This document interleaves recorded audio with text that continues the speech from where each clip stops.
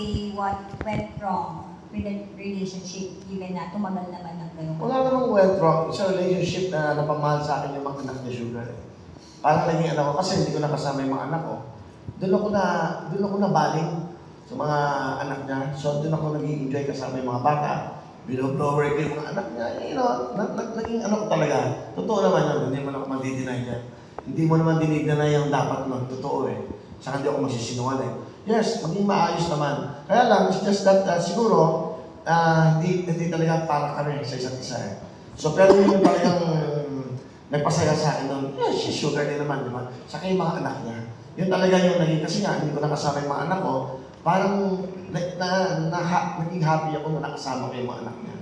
Parang dun, yung bang, yung naging, ano ba, yung naging naulila ako sa mga anak.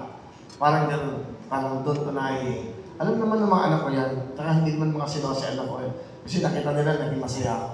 Gano'n, naging fair naman ako sa kanila. Okay lang yun. Saka hindi mo dinideny yung naging karelasyon mo. Kawawa naman yung babae. Totoo naman yun. Hindi ako ganong klaseng tao. Masaya po ba kayo para sa kanya na parang very at peace siya and nagpo-concentrate ata din siya sa faith journey niya based on sa posts niya? Yes. Sa lahat, hindi lang sa kanya, sa lahat ng mga nakarelasyon ko na naging maganda ang buhay. Ako para sa akin, dapat lahat maging masaya, dapat lahat maging maayos ang buhay. Ganoon naman ang buhay eh, along the way. Sa tatahakin mo buhay, may mga, di ba? May mga bakong dadaanan. Di ba? May detour. May mag-u-turn ka. May left turn. Ganoon ang buhay. Kasama sa buhay. Wala akong dinadamdam kahit kanino. Kung makakatulong pa ako sa kanila, I'm willing. Di po.